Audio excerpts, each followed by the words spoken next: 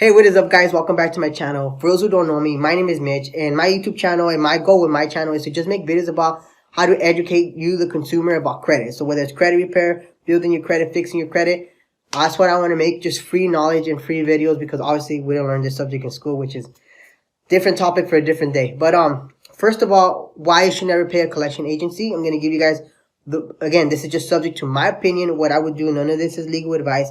Just based on my experience, have been in the credit game for so many years, almost 10 years now, I'm going to give you guys my thoughts. Number one, and again, I'm going to use the example that I use with Chase. I'm going to use the example with Chase.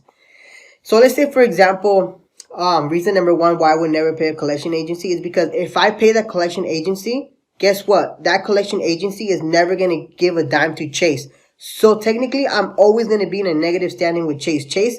The moment that I pay the collection company, they're not going to give Chase any penny, and Chase won't even know if I paid them or not. So technically, Chase was going to be like, well, good for the collection company because they were able to get you to pay them. But technically, in their eyes, you're still a negative consumer and they're never going to extend you credit. Since I'm on the video on the topic of credit, I do want to let you guys know that, and this is, again, based on my data points and research and by hundreds of people that I've helped. The moment that you betray Chase, and the moment that you pretty much, once you're in negative standing with Chase, they will never extend you credit. Never. Even if it's $5 or even if it's $500,000. The moment, again, you are in bad terms with Chase, they will never ever extend you credit. Unless you do the business side and you maneuver and go through some hoops and you're pretty educated, then you can. But technically, from your personal social security to Chase, your relationship with Chase is always going to be terminated. You possibly might not even be able to open a checking account with them. That's how strict they are. So sorry about that, guys. I just want to let you guys know. Let me backpedal a little bit now and, continue on with the steps of why you should never, or at least why I would never pay a collection agency company.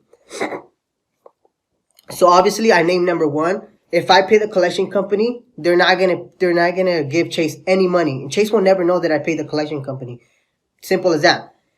Number two, let's say, for example, I finally agree with the collection agency and be like, you know what, fine, let's just settle the debt. Let's say that I owed them $1,000 and we ended up negotiating the debt for like $500. And I tell them, if I pay you, delete off my credit report. And a lot of collection agency companies will say, oh yeah, we'll definitely delete it. And you always ask for something in writing. You need to have proof that they agreed to this before you pay them. So obviously I'm going to say, yeah, give it to me in writing. They'll be like, oh yeah, they send me in writing. They're saying that if I pay this $500 and settle the debt, they're going to delete it from my credit report. So obviously I wouldn't do that. I wouldn't even do that. And here's why. If I pay them, yes, I get them off my back. They're going to stop calling me, the debt is settled, blah, blah, blah. They're going to delete that collection account from my credit report, right? Yeah, and it's true. But guess what? Chase is a different entity. Chase has nothing to do with this agreement that I did with a collection agency that I've never even heard about. Chase is still going to report that negative account on my credit report as a charge-off.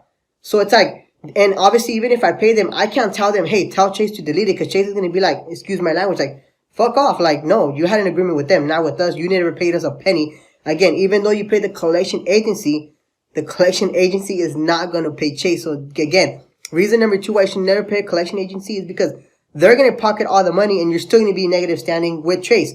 I hope this is making sense now.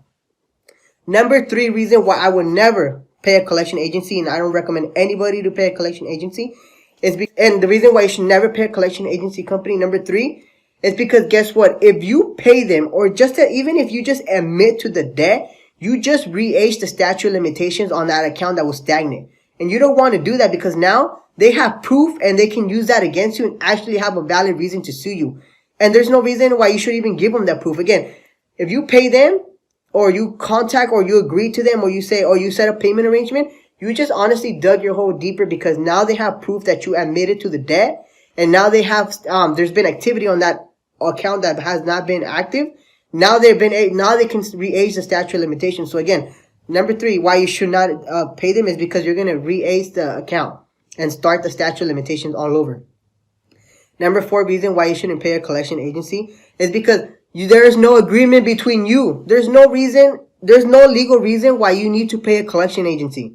Literally, I know you guys think I might sound a little bit crazy, but guess what? There's no contract between, let's say ABC collection agency, you know, I've never made an agreement, or they don't have me in writing. They don't have me on the phone saying, hey, I do agree that I owe you this amount. Again, ABC collection agency company never let you borrow not even $1.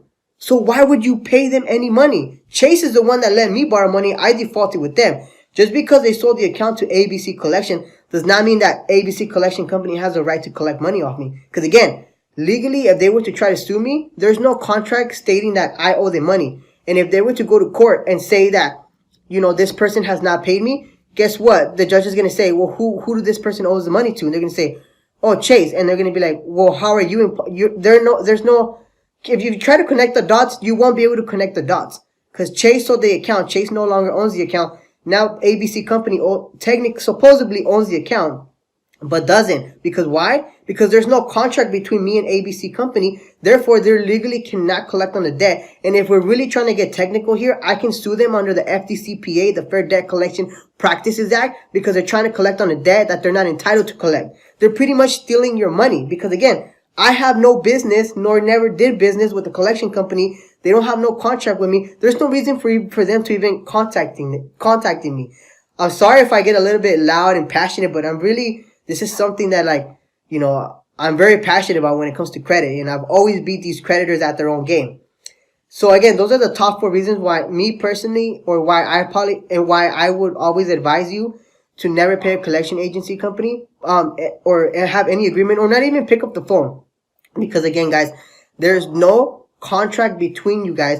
You never did business with them. Plus, they never let you borrow money. So why should you let them borrow money? I don't know, guys. This is just my 2 cents, and I wanted to share that with the world, and hopefully anybody that stumbles upon this video. I do want to let you know that I'm not a lawyer. I am not, you know, a FCRA legal lawyer, whatever you want to call it. This is just based on my experience, based on all the knowledge that I have, and based on, obviously, this is the information, or this is the advice that I would give any family members, is to always find a collection account, no matter what, and never please admit to the debt. I hope you guys learned something new. I hope I was able to shed some light on this, you know, collection agencies, you know, tactics or whatever. But if you have any questions, feel free to drop them down in the comments. I'll try my best to get back to you guys. If you guys want any help, if you guys want, if you feel free to follow me on Instagram. I share a lot about free credit tips that might help you along. So till next time, guys. Thank you.